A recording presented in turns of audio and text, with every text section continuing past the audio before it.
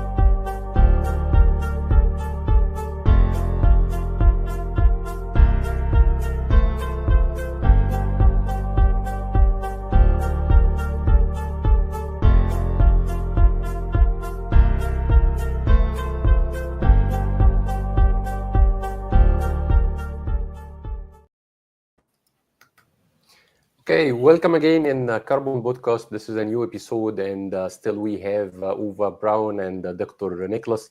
Again, welcome, and for the second time in our podcast, Carbon Podcast. Very happy that we have you here again, such experts that we have. Welcome here. Thank you, Ahmed. Yeah, very nice to be here. Very nice to do this for a second time. Yeah, sure. Okay, so let's buckle up and let's talk about our topic today because I think the last episode was very heavy and we have like a very heavy discussion last time full of useful information. So this episode, we will talk more we will give like more very high level about the consultation, especially in the oil and gas and petrochemical industry, and why are the consultation is important in this industry. And the role of consultation for sure. This is very important to hear from like such experts like you, like spending like a decades in this industry, and now we are doing a lot of consultation as well. So it would be great even to share your knowledge and experience to like a beginner like me in the consultation, or even the young engineers as well. So I think it's a very good topic to start with this one. So yeah, let's start. Nicolas, you want to kick off? Yeah, I was started on the different channels that you have activated. Yeah, it's already active. Yeah. Okay, good. Yeah. So you're asking about consultation. What can the platform do? And the platform is a tool. That is let's say, platform as a service for anyone involved in projects, in site management, in technology assessment, in designing a project, in setting up a new configuration, or trying to understand what refinery, a petrochemical complex, production plant is doing. So by integrating all information details about the companies, about the sites, the production sites, the portfolio of products and so on, the technologies, everything is integrated. And that means any stakeholder of the industry can use this platform, can use the tools we have built in the platform to design the sites, to mirror the sites, to reproduce a plant, and to calculate a mass balance, for example. And it's very intuitive system that requires zero knowledge to be used, and it has built-in mechanism that is showing what potential errors there are when you are making a design. So if a site is out of balance, for example, and you have excess feedstock, or you have not enough feedstock, or you have a mismatch between the different assets and units. So anyone can access the platform, It can be a consultant, it can be an engineer, yeah, that is working on projects or on the sites, on the plant, and they can either reproduce the real thing. They just enter the data and they reproduce a site, and it can be a consultant, it can be a project manager, yeah, and it opens a lot of possibilities, yeah, to do things that were not possible before. I believe the question, Ahmed, was from your side also, why is consulting important, or the experiences we make? And Nicolas and myself come more for decades from the receiving end. We worked in organizations and companies, and we worked with consultant companies. So in my professional career, I had different cultures. One culture in a company which was very much less focusing on consultants, and another one which was welcoming consultants. They were really a part of the professional life of your career, that you worked very intensively with consultants.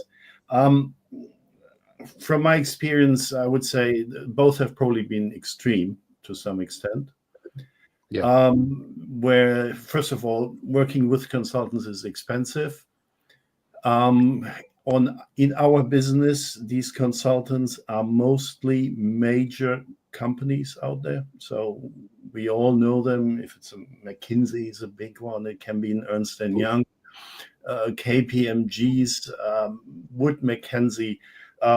Anybody can look them up, what they are. So I'm forgetting a lot of them. And these are very professional. You work with very professional people, but it's a consultant, and a consultant is coming for a project, and the faster the project can be done, the better. Good result, producing it and moving on. The longer a consultant is with you, the more money it costs. And in your organization, you're then left with the work still to do. And that's just natural. I mean, many people say, oh, the consultants tell you what to do and then they bugger off. Yeah, but that's also a part of in your organization. You got to be aware of that. The consultant is not going to do the work for you afterwards. So it's important that you understand the proposal and that an organization can challenge it. And I've been, in my career, worked on the finance side. So I was left with a financial model. I was left with a process model, which I needed to understand. And not being an engineer, it's difficult. Right? You have a look at a model, you don't understand it. You go and talk to your engineers, you go in your technology department, you talk about it, you try to understand it. Or you have a model which is years old, and you say, okay, this has been designed 5 years ago. We need to have a look at it again. And you need to understand it, and you need to work with people that haven't been even on the project when the consultant was around. That's right. That's right. So that is what I see from my experience was the major challenge we had in an organization, is taking a result, taking a proposal from a consultancy project, and being able to implement it, of course, to work it and to evaluate it later on. And this is where we came in with our consultancy platform. Don't really want to call it a consultancy platform. We offer a consultancy service. We do offer that.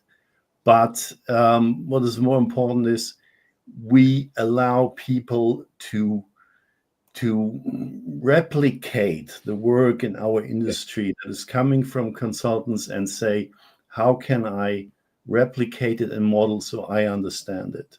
How can I work with other departments and I can collaborate over the project so everybody understands it? Not just us in finance. We work with the technology department. We work with the strategy department. And we could all work off one model. That's collaboration. That's in the purest essence, where you work together and you have one object you can all agree on, and you can go back to that one. And that's where we come in with our platform. And what Nicolas described before, that was always on our mind to say, let's create a platform which allows an organization to model their own processes and share it even beforehand with consultants and say, here, this is what we got. How can we use this? How can we improve this one here? And then have scenarios and iterations of the model you want to improve. And the model can be anything. It can be a market outlook. It can be a process definition of your plans. It can be a structural organization view of your operations. And with our platform, that is all possible. You can model a structure from the corporation down to the individual pieces of equipment, to the machines in a plant. We say you can work it from corporate boardrooms down to a compressor in a refinery, in an FCC, in a steam cracker.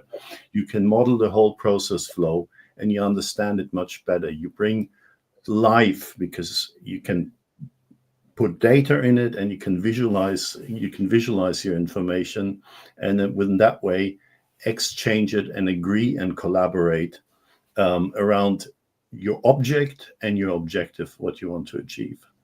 Yeah, fully agree. I just want to shed some light on the one important thing that you mentioned, that the consultant, at the end of the day, he will not do the work for you.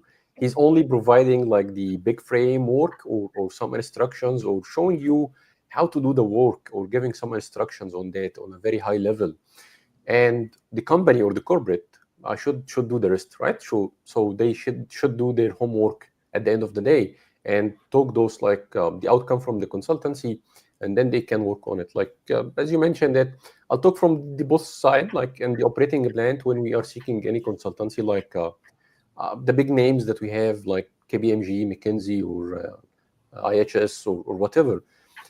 If we then provide a clear scope for the consulting agent, the whole thing will end like in a big hustle. So they will not deliver anything that has a good value for us, and maybe it will be very generic, or giving even the wrong direction. On the other side, I think it is the role of the consultants. If he got like any consultation from any firm or any company, and they really don't know what they need to do, I think the first thing that the consultant need to do is to guide them, like say, hey, you don't know, or you don't need to do this one, you need to go this direction. So I think this is a very important point also that we need to shed some highlight. So let's get back to the our platform, the PPPlus platform, and I would like to like delve more and give more insight about all the features that's in this platform. On top of the consultation, for sure, it can be used as a consulting like a tool, but also it has many other features. As I am always saying to you, it's like an encyclopedia. So how can we use this one? So we need to dig deep dive into the platform. Yeah, you want to show something, Hamid? No, I Or think you- let's I need you to show our audience what the features and the platform contains. Like, what are the features and the options that we have in this platform? Over, you have prepared something, huh? Okay. Let me just share my screen. We're not going to do a big presentation here. We're into all the functionality of the platform, but we invite anybody on the feed here in the stream to go and have a look at the platform. It is available to view, and we're happy to take any requests for registering on the platform and actually working with it. So just a couple of highlights that we want to share. Let me share the screen.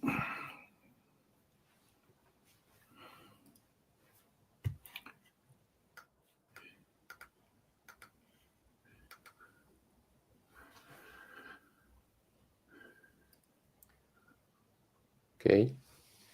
Yes, I believe you can see my screen now. Yeah, very clear. Right.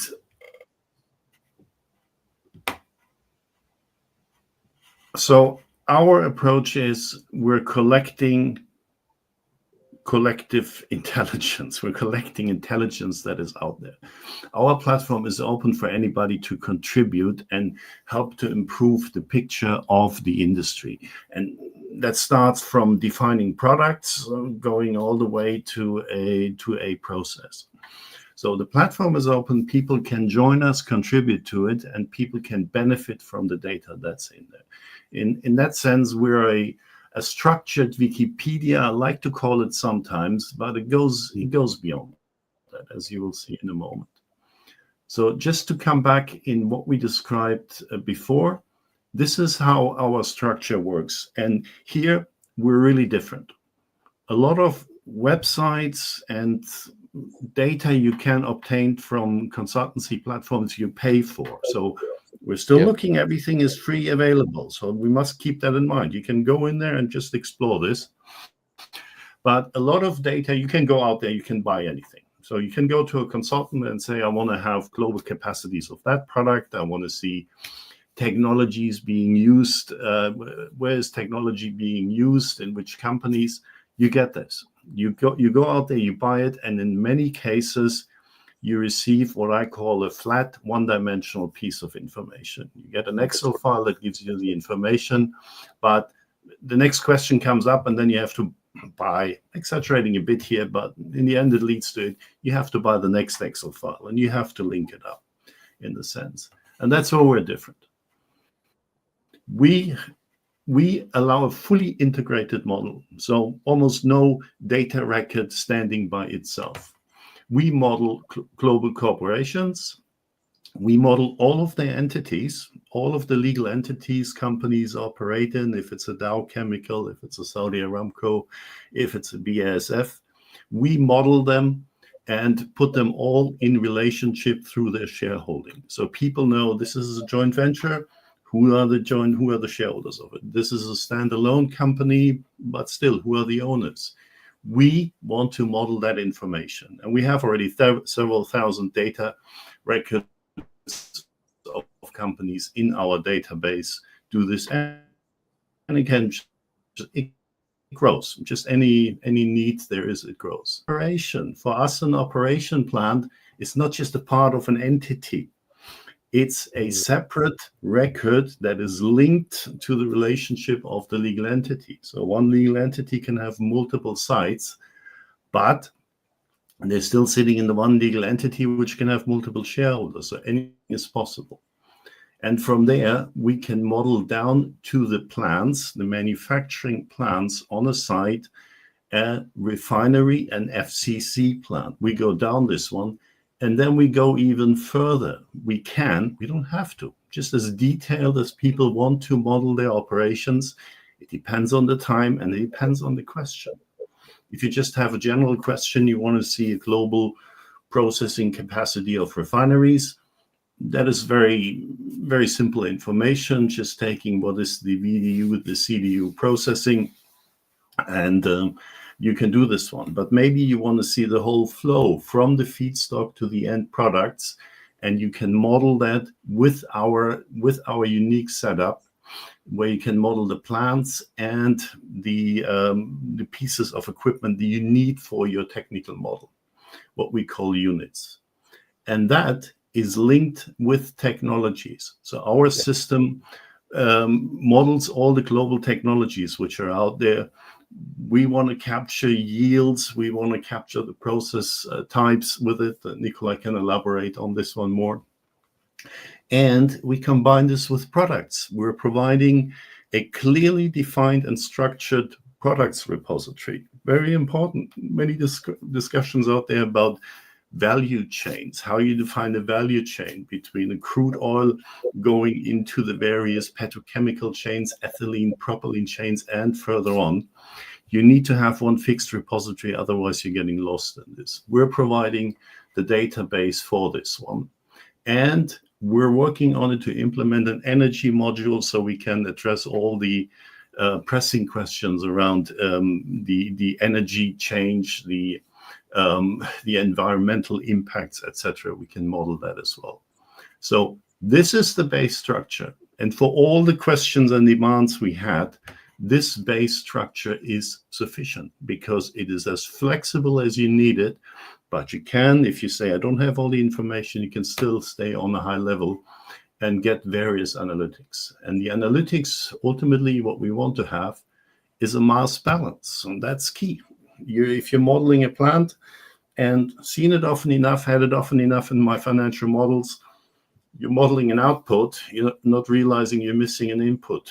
You're not having the correct amounts of feedstock in it, or you don't have the right feedstock in it at all. We have a mass balance that shows you, is your plant balanced? Is your asset, is your FCC, is your cracker balanced?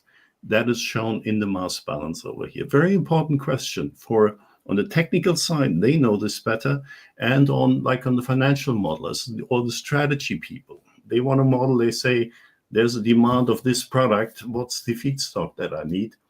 The mass balance needs to be correct for this. We've seen it too often in models where it's just the wrong assumptions, where we allow the underlying structure to be built and check that your inputs and outputs are balanced.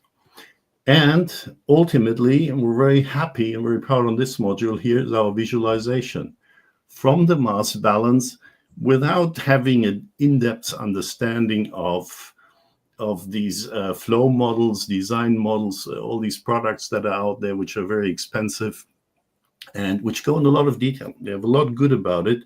But if you want to understand your processes in the first place, you can do it with our visualization tools. And everybody knows a picture speaks more than 1,000 words. The visualization gives you an excellent view on your process, much better than just looking at a pure data listing that we have. So we're inviting everybody to have a look at our model and check what's there. It may be already for some of the operations, provide the answers you're looking for. And for others, you can do your own model. You can do it proprietary. You can do it publicly and share the models there. We're only looking for public information that is available, that can be shared.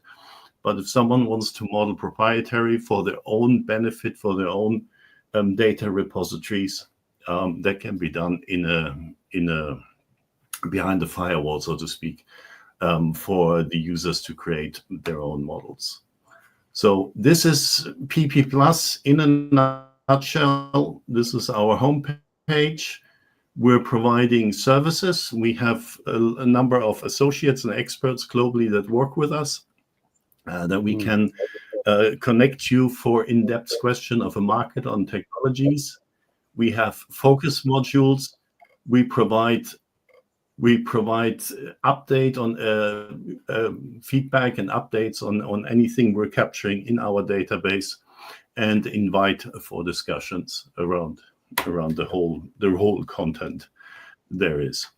Nicolas, did I overlook something? Something you wanna add on this? No, I think it's good to show what we can do actually, as you are doing now, yeah, with this visualization, yeah, which is version 1, let's say, of our visualization tool.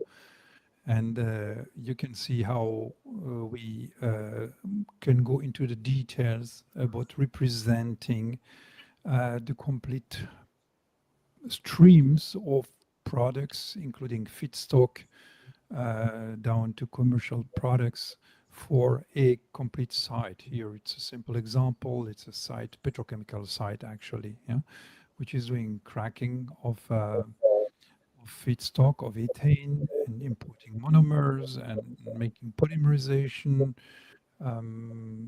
We have only polymerization plant here.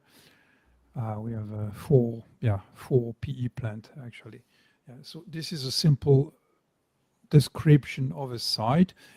We can also, the site itself, I think you have the tab open, the site, Geoffrey, here, yeah. So we identify the geolocation of the site, yeah. Its configuration, we can identify where the units are, and we connect this with the assets which are in the plant, yeah, and the technology that is associated with it. And the nice thing here is that, and when we do that, so here we see the technology. When we don't know, we provide generic technologies to place the various assets in a site. When we know, we mention what it is for a technology. For example, here you see 3 unipole PE plant and 1 Nova Sclatic plant. And we have the mass balance table, of course, from which this you have it on the from which this visualization chart is made. Yeah, this is the mass balance table, and you can have as many entries as you need to represent the complete site. And one thing maybe Uwe has not mentioned yet is that this is an open platform, meaning it's a collaborative project. Everyone can join the platform and as a contributor, enter data, describe technologies, create products as they are missing, create entities and companies, and that we have already mentioned, generate their own models. What we don't do actually is a process simulation. So we are not a process simulation platform. We can interface or integrate data from process simulation softwares, but we base our mass balances in the sites on actual data, either data we know from an existing production plant or site, how much feedstock it's using, in which products it is converted, what are the intermediate streams, and what are the quantity, the volume of each stream as well. So we use these data as they are available, provided to us by either captured from the literature, from patents, from scientific articles, from presentation, from promotion articles, and so on, or directly from the company that is operating the site, that would tell us, this unit produce so many thousand tons of ethylene, for example. This steam cracker makes 500,000 tons of ethylene or 1 million ton ethylene. And we can also obtain them from the technology owners, the people operating the technologies, because they know best how their technologies are working. And if you use a specific type of feedstock, depending on the operating conditions, which product slate you are doing with the split in quantity for each specific stream. So everyone can do it. You can do it. Any engineer can do it. Any specialist can do it. And they don't need any knowledge. They don't need to master complex software. It's just connecting to the site and then starting creating a production site, and then adding adding product volumes and quantities. And this is totally transparent, actually. That's really the beauty of this project. Yeah, fully agree. I believe that Uwe mentioned something which is really it's very repeatable nowadays, and everybody's talking about it, which is the value chain. So if we can give example, like a live example about like the value chain, if we can track like one of the raw material from or from the raw material up to the process and the product. So I think we can do like one example on live stream showing this full-fledged solution. Yeah.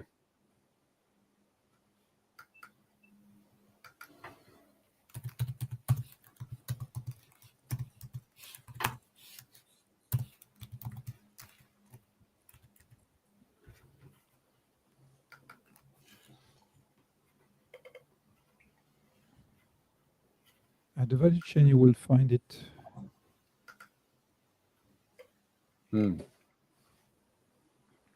So you should go to ethylene, for example. Yeah, I think we need to start from the raw material. Yeah, so this will show. We can start from the ethylene. Yes. Yep. No, we have defined a number of building blocks, and for these building blocks, we show the value chain products. Yeah. Yeah, I think I'm not sure if it's ethylene or ethane. No, it must be ethane, I believe. So, I- well, ethylene, and we have here we start with the value chain definition, value chain products. So for every product we create in the database, we indicate which is the starting building block that is involved in making the product. And then you have this nice table. You can scroll down, actually, because here we only show a part of it. Yeah, yeah.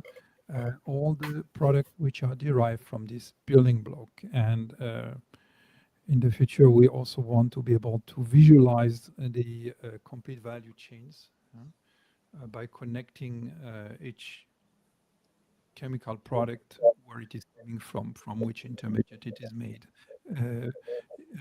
back to the original building block. Yeah. This by including the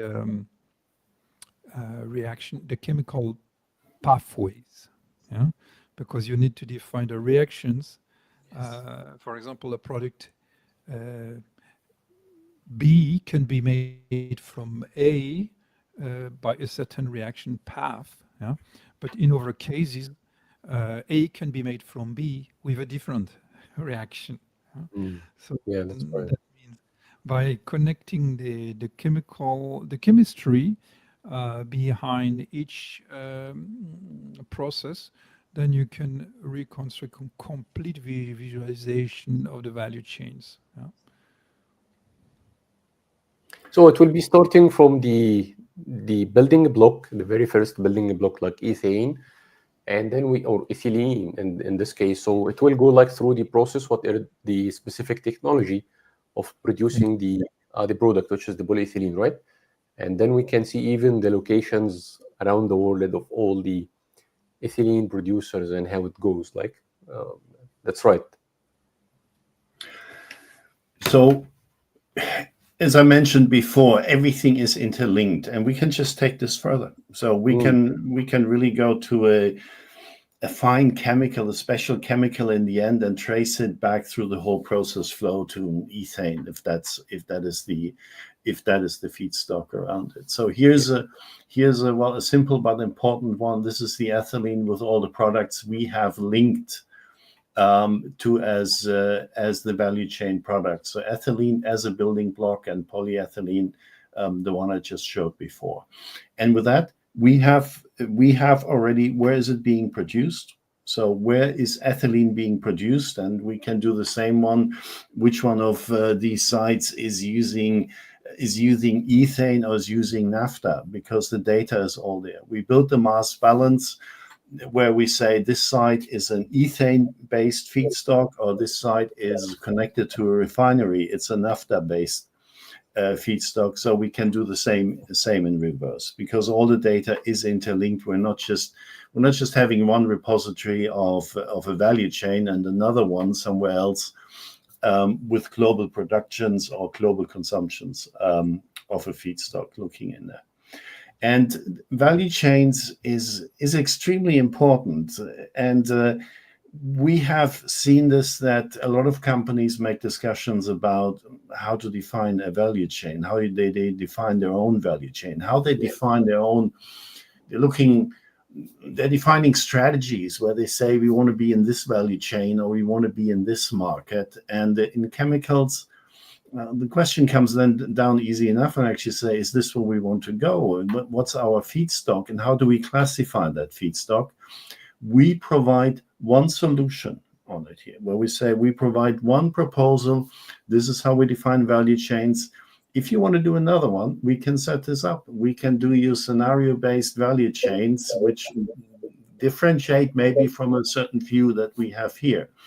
One question is how much chemicals you can get out of naphtha. What you define as a chemical? Simple question.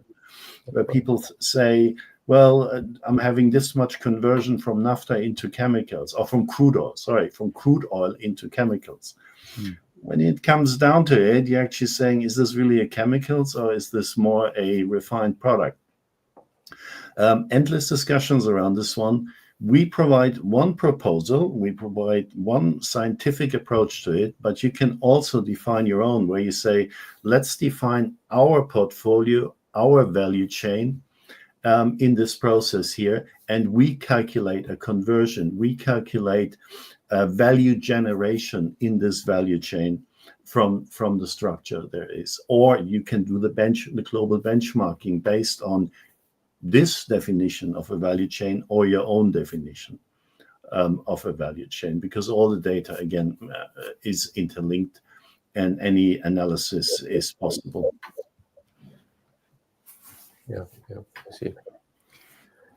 The other thing that which I'm really like about this platform, which is about the process description. Like from time to time that I need to refresh my mind on a certain process, so I just go there and check the process description. What is really the process, and the giving a small like a brief about the process description on the specific process.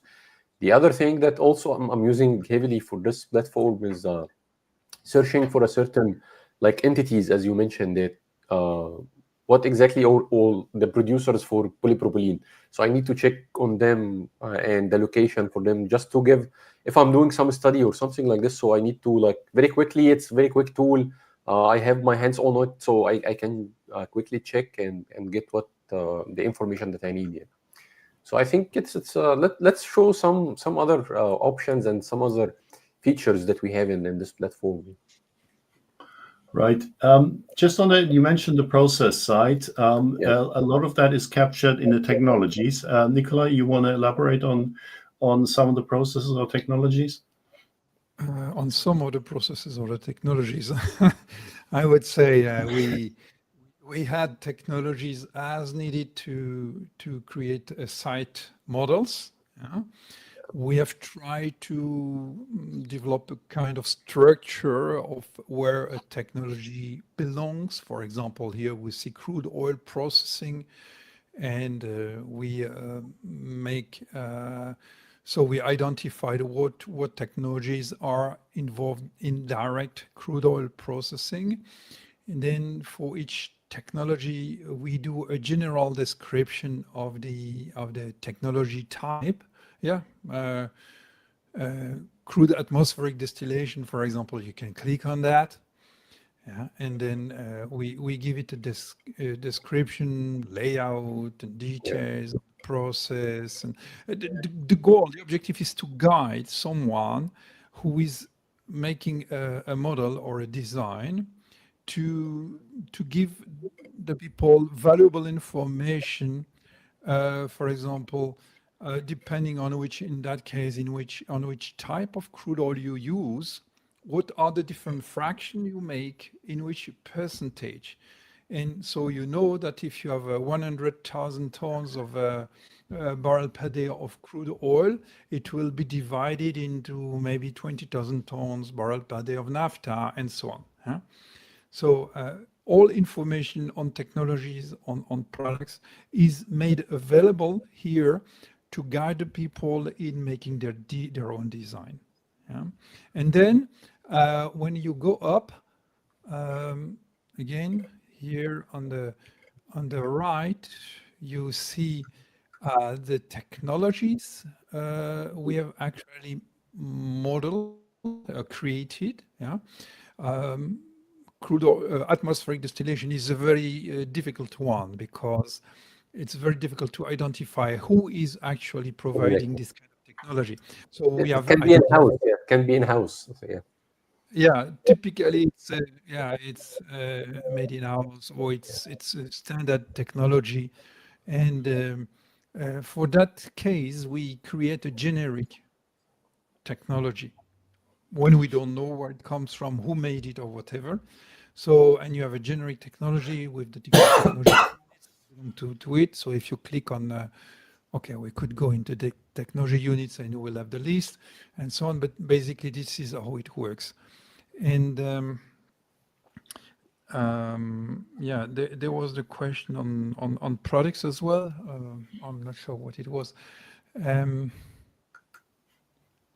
Yeah, let's go to the product section. Let's see how we are presenting the products. Yeah, we can take them. We are on ethylene, and we see the map. That's what I wanted to mention. Yeah. Yeah. So you go back. You say you are interested in polypropylene. You click polypropylene in the top, and then okay, here it's ethylene. It's the same actually. So it's ethylene, and we select a product, and when we have placed a production of ethylene for a specific plant, then it will be shown on the map. Yeah. Whatever the technology is used for that production, right? So, and this is a work in progress. It's only what we have identified so far, and the system is self-improving and augmenting itself with time as more and more people join the platform and create designs on the platform or models on the platform, and they add the ethylene production in various manufacturing sites across the world. The goal being to have a holistic, complete, detailed representation of steam crackers, of FCCs, of polyethylene plants, of whatever chemical production exists in the world, considering that there are probably several tens of thousands of different type of plants in operation in the world. It's a gigantic task, but this is the objective we have set for ourselves, to have this full representation of production plant, chemical production plant and refining plant across the world. I have very itchy question that how long did it take to build this like a huge with collecting all of this information? How long did it take? Because from my side, with very minor contributions, and I am really don't have any like I cannot like find any spare time to modify or do anything on this platform. So how long did it take? How long does it take? Yeah. So, well, we're working for a couple of years on this one here, but it's just how much effort you put in, and it can be just done on the go, almost, so to speak, to add information to it. We've recently been focusing on a different value chain and had to add about 200 companies to it. So we could do this in a week, and then you have to create the mass balances. So yeah, it's what I mentioned before. The deeper you want to go, if you want to model 20 cracking and polyethylene sites, that takes a while, because obviously you want to go in and you want to define your feedstock correctly, your cracker, your polyethylene plans, and you want to know where the technology is.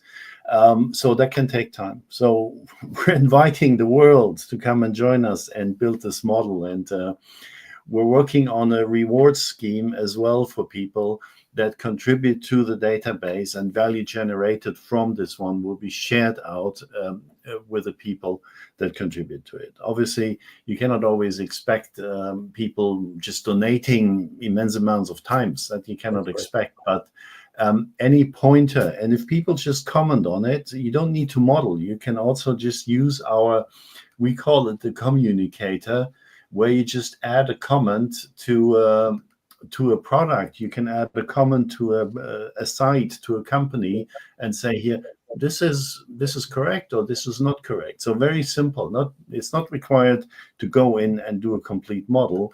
You can also just say, well, guys, what you're doing here, I'd like to comment on it, and it will be captured with your name.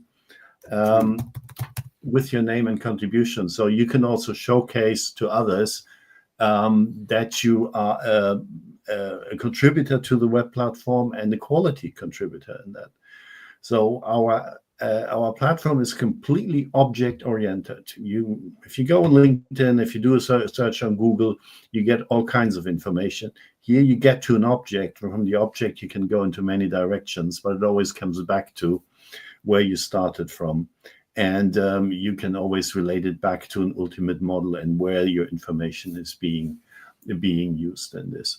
So again, if you want for your own benefit to do a complete model and dive deep into it, where everybody is welcome to work on this. It takes time, as you say. You need to contribute, donate time to it. If you just want to contribute high-level information, and that is just we're growing on the go as it is. Yeah. So to build on that, actually, you have many consulting companies. They have a list of plans. You have this company consulting Mr. A. They have all polyethylene plants and all polypropylene plants and so on. Another company will have all the steam crackers and so on. The consulting company, they are specialized, but it's not necessarily also integrated. So you have these consulting companies, they offer this database of technologies, but then another company will be specialized in market data, for example. And the platform has it all integrated in one place for everyone to access. And as you say, it takes a lot of time to recapture all that information that has been captured by other people over decades. Yeah.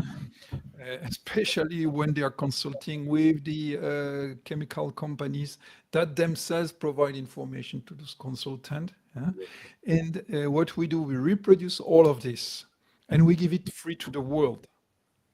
Yeah? But we expect in return the world to come to us and help us with this exercise of building the most complete, holistic, and detailed database of chemical manufacturing processes across the globe.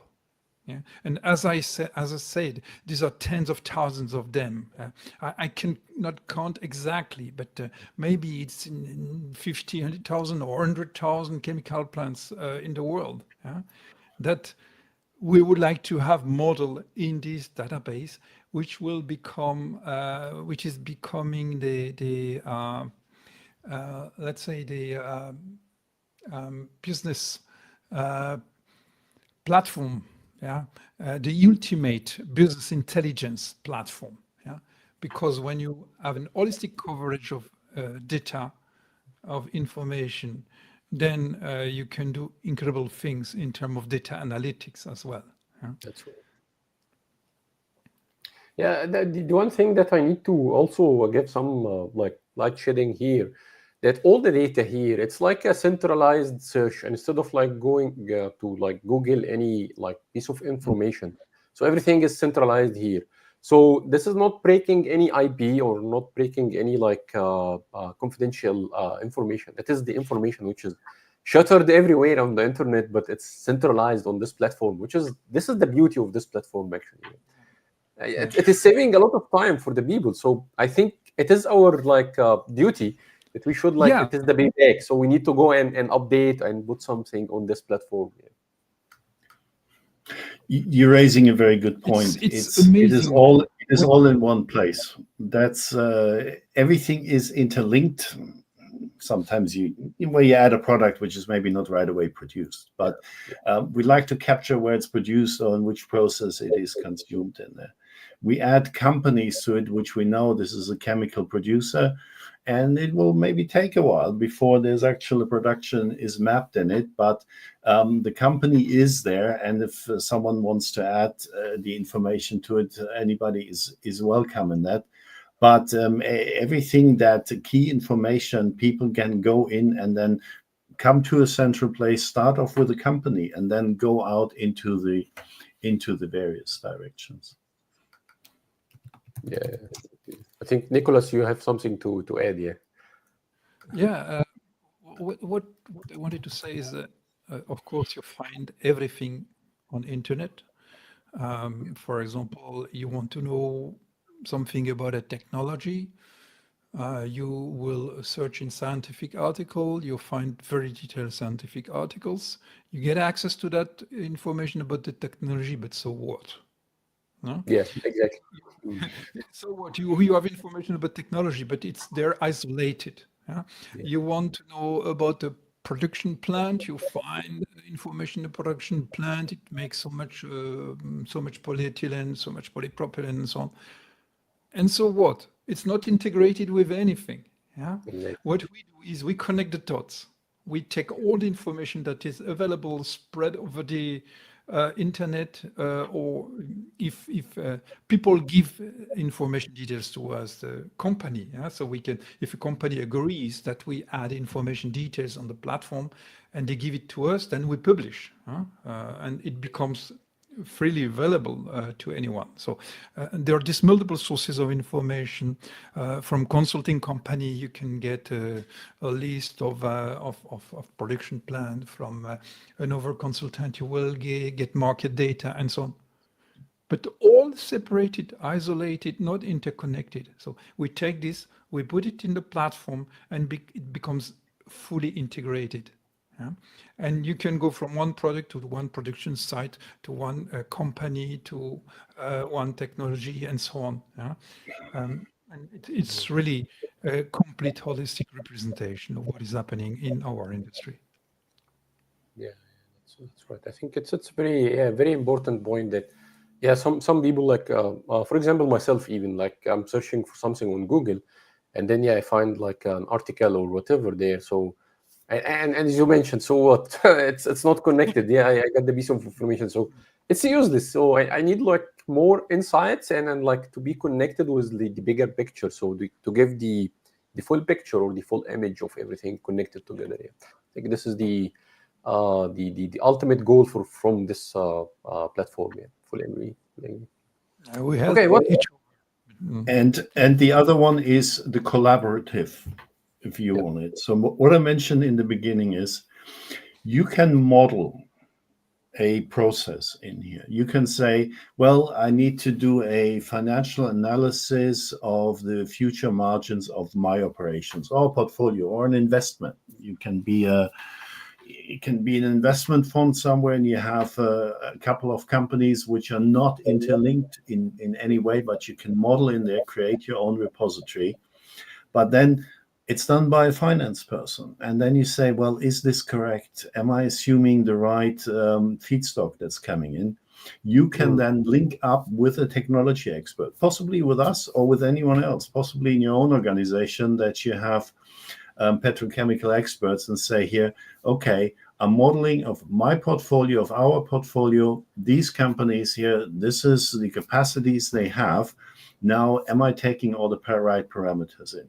And what you do is you invite someone from an expert from inside or outside your organization. They can look at the data.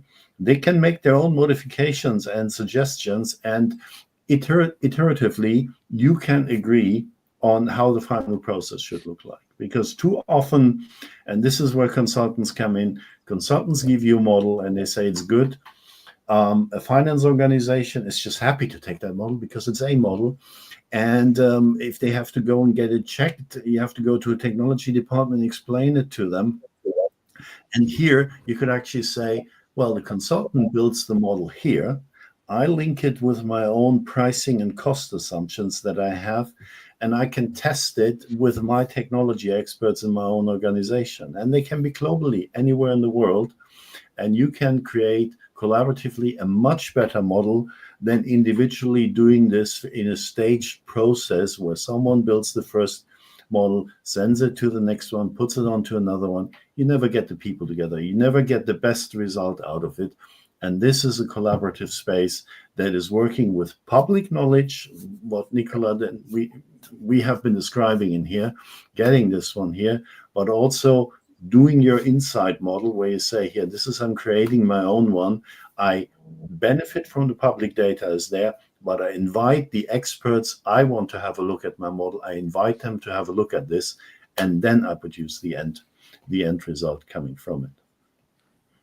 And I believe also you have the experts inside this platform as well. Yeah? We have the experts, so we can serve as experts. We can invite experts globally from South America, from Asia, from Europe, North America in it to have a look at it. We have experts in processes. We have experts in modeling to work with us, but you may have just your own. You may be working already with a renowned consulting company, and you can say, let's start it off from our understanding that we have here, and let's have a look at the corporate structures, build the process sites with all kinds of information that we have around it, build the mass balance from this one, working with our product repository, working with our value chains or your own, as I mentioned before, and have this model, which is then used from value and volume point to do your calculation that you want,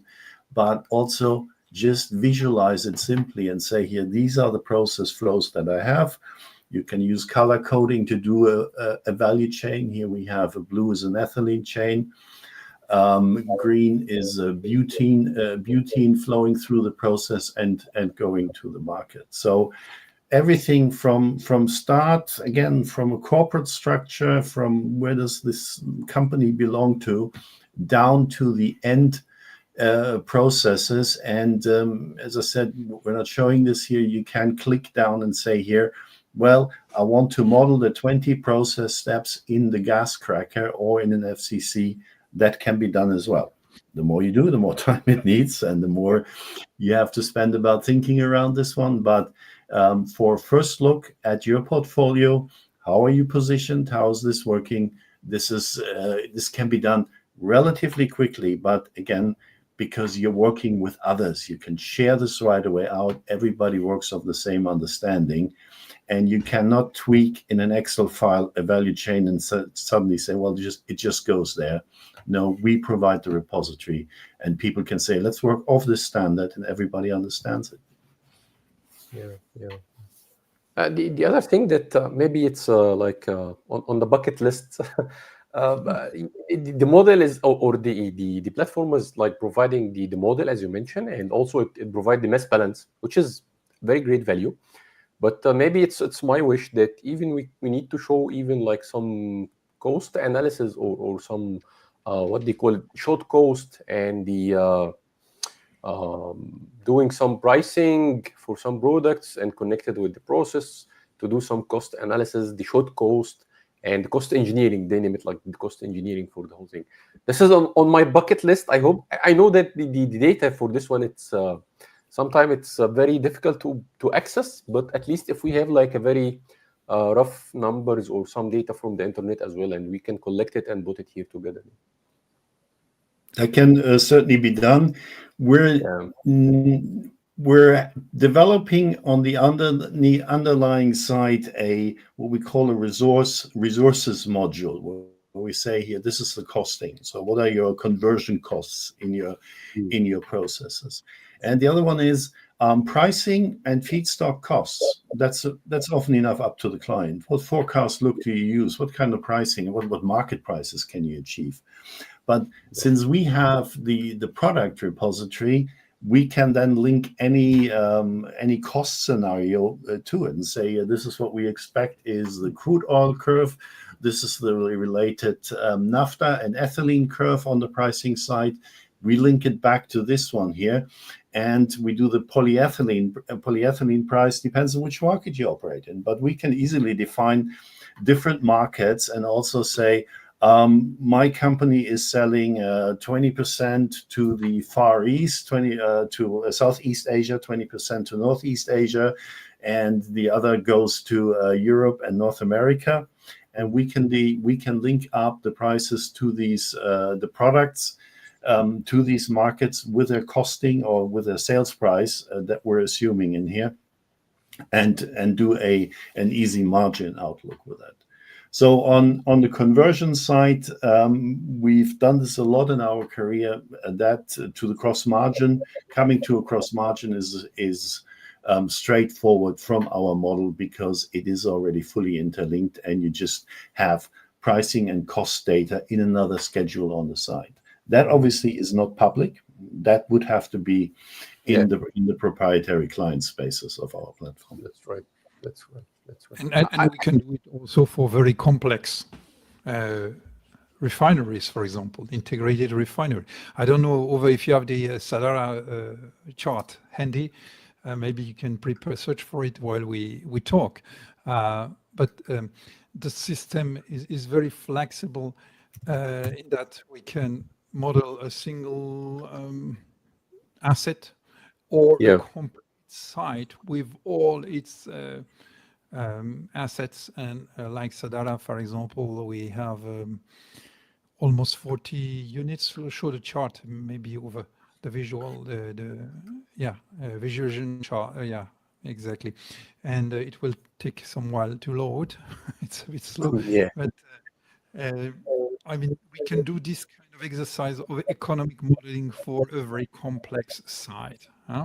And everyone will be claiming that technology is the best, is the most economically efficient, or my refinery is the greenest one, is the most efficient, my market forecast is excellent, and so on. And what we tend to say is prove it. Prove it by building a model that will demonstrate that your project or your existing site is economically efficient and makes economic sense. Or a technology is the best. So we can make sensitivity analysis as well by building in multiple scenarios, using different type of technologies, different type of yield of the technology, yes, of configurations and so on, and doing this kind of sensitivity analysis to churn out models for the most efficient design. Yeah, that's correct. That's correct. It's like to selecting which complex or which integration between the units that we need to do, or even the technology, as you mentioned, that by doing some sensitivity analysis based on the data that we have already. Yeah. Yeah, it's very complicated one. I saw that before, so it's yeah. So my question here, so it can be by stream, like I can track by one stream, or I can look at the full picture as the whole complex of Sadara together. So it's a work in progress. This tool, yes, of course, you can identify stream, but we need to tweak the visualization tool to be able to show these streams. But it's something we'll be implementing. Yeah, I think it would be a good addition. To show you how you can to move from here. As you said, this is very complex. Sadara is one of the most integrated petrochemical sites in the world. Right. One way to already take this further down, apologies, I need to do this now bigger, the view here. We have just selected the mixed feed cracker, which is at the core of the petrochemical site here. We're selecting the acid flow details just by clicking on this little green quadrant there, and we get to the acid mass balance. So it's a big picture, and then you start the drill down and say, here, this is the mixed feed cracker in the Sadara chemical company in the site and the legal entity, and you see what are the imports in here and what are the outputs in here. So breaking down a plant of 40 assets, and you will have, if you model it and you just started off, you will have lots of variances. But you model it, you visualize it, and you say there's something is not right. But then you can just do your drill downs and say, here, this is my gas cracker, this is coming in, feedstock. We can even trace back, when we know it, from which refinery this feedstock is coming from. And after, if this information is known, we can model this back and then create a global map of all process flows. But if you're looking at the asset, you have the feedstock, and then you see there's the hydrogen. You're clicking here, you see where's the hydrogen used. Here you have the ethylene. Doing here, that shows the drill down, and then you see where's the ethylene going. The ethylene is being used in these number of polyethylene plants down the line. So you start from a big confusing picture but then you can break it down. And as Nicolas mentioned, we're very happy with this here. It's just a matter of time that we can do a visualization. What we hope to do is you click on the feedstock, on one feedstock, and it shows you like a value chain. Then where is all that feedstock going? Where's this product going? We want to visualize it. And it's really just the time to get around to implement this one.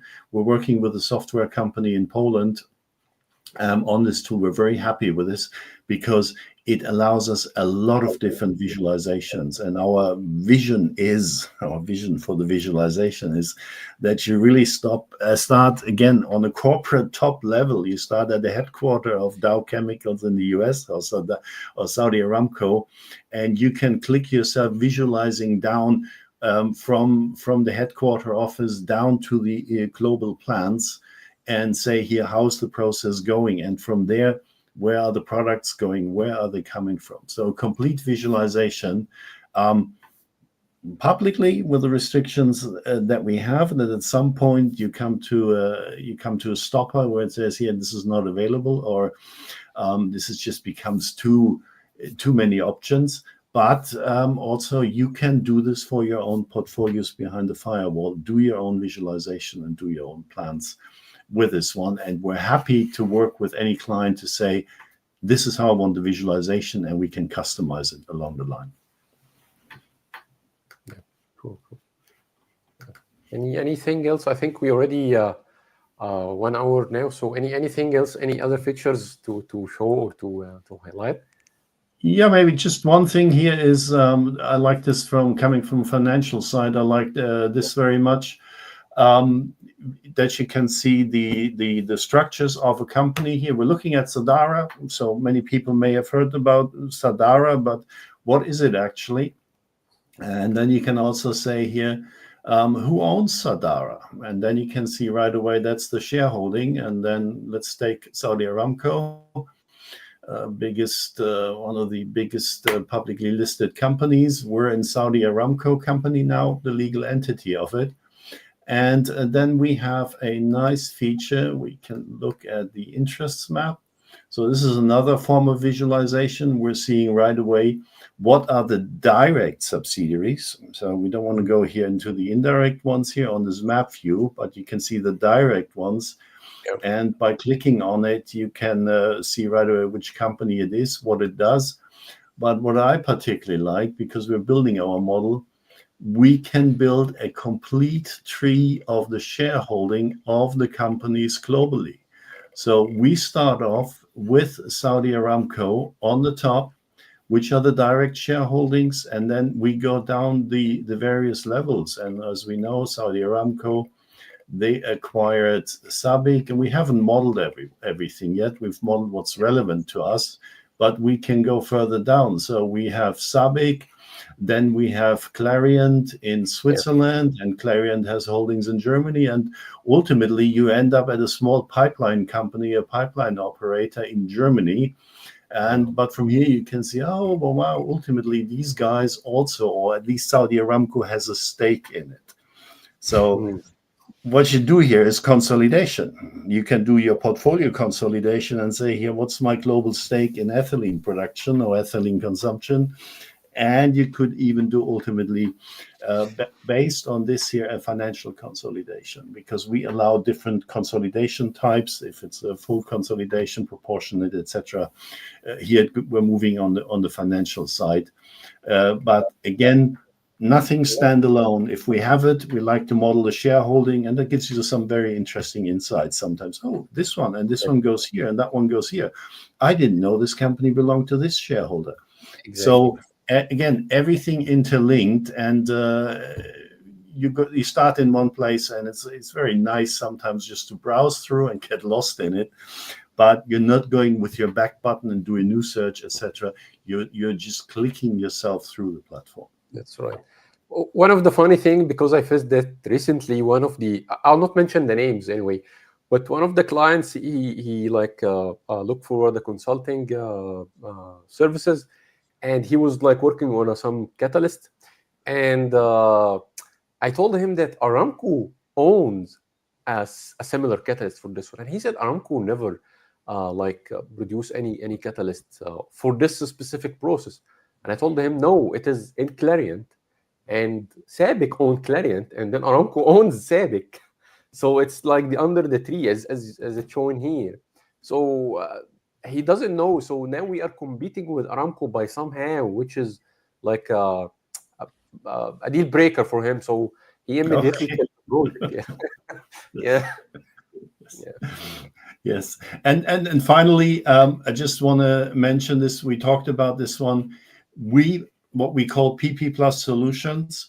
We are a platform that allows experts to present their own services. So we connect clients with experts on any specific issue there is. If someone needs help on running a cracker in India, or someone needs support in polyethylene in South America or Middle Asia, people can present their own services. So this is not content from us here.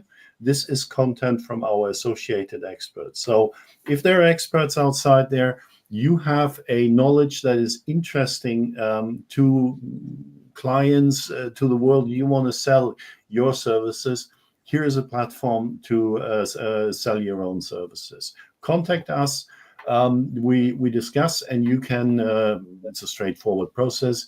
You can create your own process, your own solutions, as we call it, your services in PPPlus Solutions, where you provide services to a global audience out there, and people coming to us, and we connect the people with the right experts in this one here. We're happy to bring any more experts, true experts, to our platform who can help us and can help the questions out there in the world to improve the processes and technologies or anything. Yeah, true. Yeah, excellent work. Yeah. Okay, Dr. Nicolas, anything and at the end you need to add? I think that's enough now. Yeah. Yeah, for this episode, yeah, I think we still need like another episodes on different topics, yeah, for sure, yeah. So at the end, I would really very thank you. I'm very grateful for that like magnificent tool. I would say like the encyclopedia, and yeah, I hope that that one day it will be like fully used by even the very big corporates. Yeah. So thank you again, and have a nice weekend, and see you next time. Yeah. Thank you. Ahmed, thank you very much. It's been a pleasure.